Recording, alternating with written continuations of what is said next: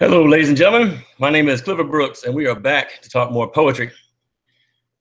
Initially, I thought I would strike out and tackle Dante, but I feel like that needs to be a little bit more of a complete thought before I do that haphazardly due to the fact that I love the book so much. And as I went back through poetry that I've done, I realized I've not done that much love poetry because too much of it is, well, a lot like the Notebook, not realistic and not worth watching the second time and shouldn't have watched it the first time. But Ryan Gosling, I don't judge you. You're cool, man. La La Land, whatever. But in that same vein, I went back to the Romantics, and I'm not a big fan of the Romantics as a whole. Why? Because it kind of encapsulated all the things that I kind of abhor with the stereotype of a poet, Lord Byron, who wrote, "What I'm going to read today, she walks in beauty like the night," and he could not manage his money. He overcompensated for his club foot. He knocked up his half sister, fact, and then they kept having sex until she had a miscarriage, fact, weird, don't want to have no money. Mama problems, only hanging out with other friends that like to mope a lot. I kept expecting Poe to just pop up and be like, "Hey, Raven and my cousin," but he didn't. That's later. But all that aside,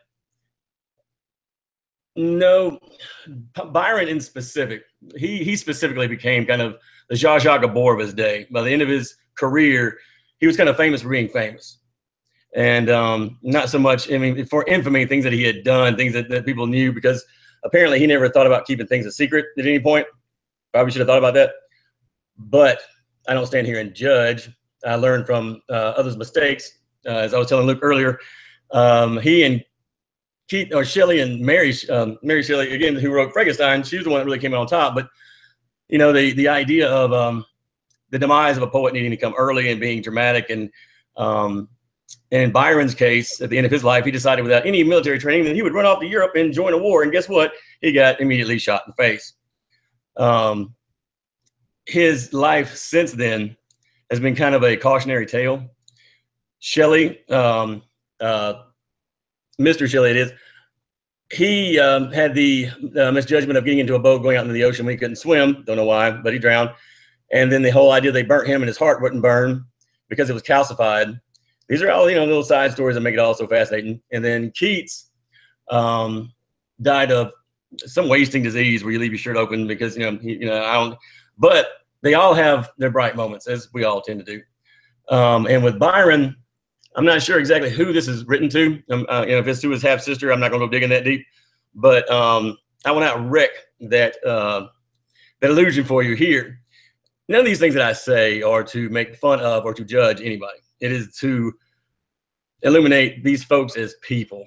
And when we put, either our forefathers or anyone we see as a hero on a pedestal, we relinquish any humanity that they may have. And it's never to tear them down, but no one's perfect.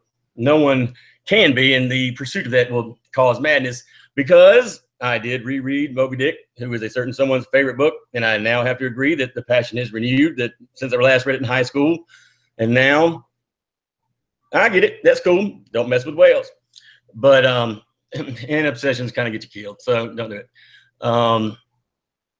Literature as a whole is truly the retelling of old tales, while at the same time, every new generation, like Walt Whitman was saying last week, I give it to you to make it new. Now, I am one of those who believes, like, if it ain't broke, don't fix it. But at the same time, there is a charge of us to make it ours. Now, what Byron does here that I'm a big fan of is that he uses more of an interior rhyme to it, not just the end notes. There's a melody there that I'm a huge fan of, because you can see and hear and feel the dance that's going on. And again, is the idea of she walks in beauty like the night. It's one of the most beautiful turns of phrase, I think, in poetry, because again, it's the elegance and the grace of somebody that's the double entendre of, she was there and then she wasn't. Now, whenever I talk about coming out of the night, it was always when I was misbehaved and my parents would come out of nowhere and whoop me. But apparently Byron had a different experience with it. And it's the idea of the sublime, I believe, that the idea that we look for that perfect thing. And poets in general are kind of bad about idealizing that kind of deal, that kind of really erroneous logic. Like Dante and Beatrice, and then Petrarch and Laura, who saw him like one time in a fleeting moment and dedicated their life to them. There had to be one fantastic fleeting moment. But again, as before, with a pedestal on perfection. And poetry, when you're looking for that sublime, I believe that it alienates the reader. And so Byron, he pins this thing in a here and now active speech. And let me read it now to kind of get into it. And it's called "She Walks in Beauty Like the Night." Now, that's a title given to it because it's the first line in the poem. He actually gave it a number. But she walks in beauty like the night of cloudless climes and starry skies. And all that's best of dark and bright meets in her aspect and her eyes, thus mellowed to that tender light which heaven to gaudy day denies.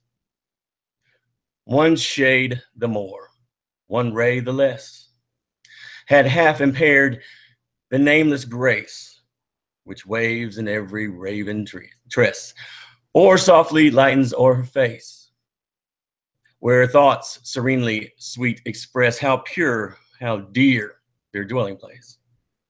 And on that cheek and o'er that brow, so soft, so calm, yet eloquent, these smiles that win, the tints that glow, but till of days in goodness spent, a mind at peace with all below, a heart whose love is innocent. It has a very prose poem feel to it. It kind of strikes away from the rigid inline, often iambic pentameter devices, which again, if it works, it works. I'm not putting these things down, but Byron, I believe, is why I don't think that, and I don't put it in the same place as him, idealizing some epitome of what the perfect lady is. I think this is somebody that was extremely close to him that died. And he shows deep respect. And he was known to be a womanizer, but he shows a great deal of respect in the eloquence and to speak of beauty in a way that's not objectifying, but that we as a species cleave to what we find attractive. And we all have our own opinions and flavors and whatnot in that area. But anyone who reads this poem, I'd be hard pressed to find somebody that's like, no, I don't get it. I don't get it. She walks in beauty like the night, which again could be a glimpse or it could be a ghost of cloudless climes and starry skies. You're talking about up there. And all that's best of dark and bright meets in her aspect and her eyes, thus mellowed to that tender light, which heaven to gaudy day denies. The last line, which heaven to gaudy day denies, reminds me of Orpheus and Eurydice, where, Orpheus goes into hell and talks to Hades and getting his lady back. And Eurydice comes out, kind of in a death shroud, and a gauzy day denies. This lady is only going to be in his dreams at night. She is not going to be there when the sun comes up. One shade the more, one ray the less. One shade more, her death has put another shadow across his soul, as it were.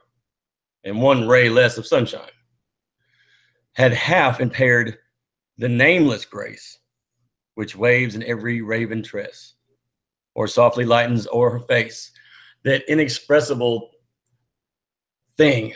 And no matter what that thing is, and I think anybody who's ever been in love, when you see that thing, that whatever that is, and your whole world slows down. And again, it's this perfect combination but it's typically in the eyes, that they're on it, or they're looking around, how much is there caring, again, through the soul to the eyes. I'm a firm believer in that.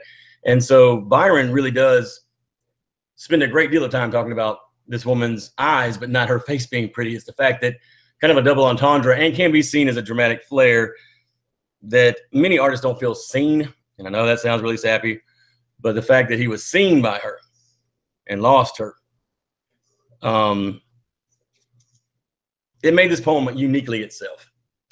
And there are other works by Byron that I appreciate, but this one is so perfectly sweet and respectful.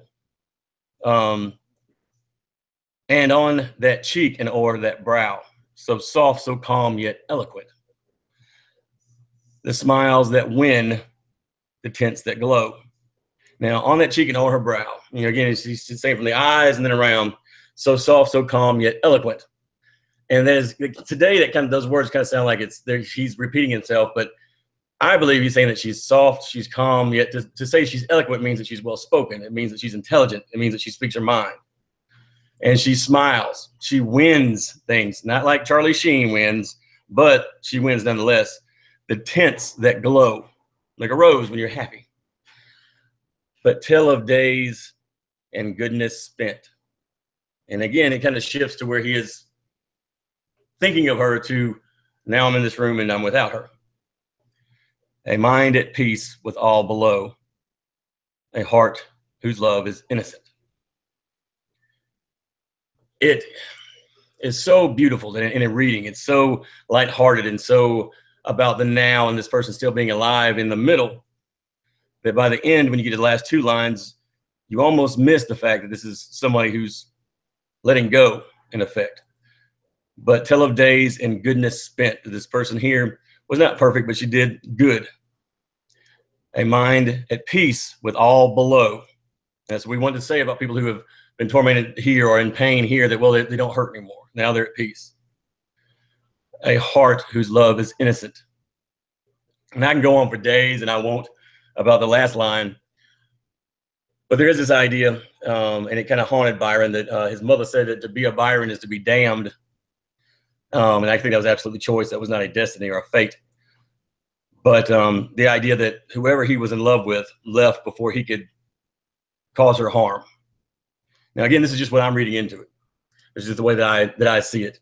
And of course, these things that I see are things that I believe personally and things that I've had in my own life. And I have beat this point down, but that's the beauty of poetry. That elasticity, that room to move, allows someone to see themselves into this similar state. And what poetry does is, I believe it distills a huge prose volume into something much more manageable. But in that efficiency comes the demand to be critical of every word, to be very specific in your phrasing, to pick one idea and run with that, because you have a much smaller space to do that. And Byron did it extremely well. Daffodils by Wordsworth is one that does that. Ode to a Nightingale by Keats does that. They take something that is very earthbound, but at the same time reminds us that all these things that we take for granted in life, all these things around us, are miracles. They're truly miracles. The fact that birds can fly, the fact that the birds, they have song. I have a best friend who loves that. He has quizzed me. He's my age, acts like an old man. I love him to death. He's my best friend. But the different bird songs, and he would do it to make me get quiet and listen, and in that to meditate. And again, I saw it as a challenge. What kind of bird is that? I'm not gonna let my best friend be smarter than me about anything. Poetry in and of itself, the creation of and the reading of, I believe, like listening to music, can be a very uplifting spiritual exercise. And I know that I personally feel the most control in the world and in my life and in general when I'm kind of crafting these ideas of the world as I see it, my impressions of the world, the reality as I know it. I'm not able to use metaphor or double entendre. So the beauty of poetry that's written honestly is that you're able to purge everything. And just as Byron does here, he takes what I believe is heartbreak and expresses it in a way that maybe at that time he was ready to say, yes, she's gone, but not in those words. It's the whole process of grieving. And many say, and I express to those, again, because of the missteps that I've taken, is to write things down and see what they look like. And before you consider anything finished, read that out loud. And I can see and I can tell that Byron walked around his study or outside his yard where he had peacocks and zebras and every other ridiculous animal in the world, and read this thing out loud. It's a gorgeous poem. And I'll read it one last time, and then I'll bid you adieu. She walks in beauty like the night, of cloudless climes and starry skies. and all that's best of dark and bright meets in her aspect and her eyes, thus mellowed to that tender light which heaven to gaudy day denies. One shade the more and one ray the less had half impaired the nameless grace which waves in every raven tress, or softly lightens over her face, where thoughts serenely sweet express how pure, how dear their dwelling place.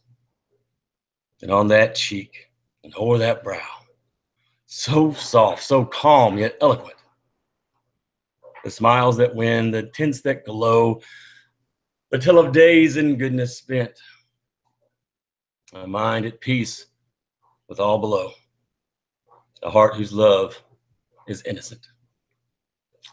I want to thank Luke Johnson and Noetic for allowing me yet again to pontificate upon my opinions in poetry in general and specific. I hope that you guys have a great weekend, and next week I will prepare a little bit more and we will begin with Dante, because it is a trip and we're not going to spend a whole lot of time on hell. We're going to talk about purgatory because I think that's where it's at, but that's going to be talked about next week. You guys have a great afternoon and a wonderful week. Thank you.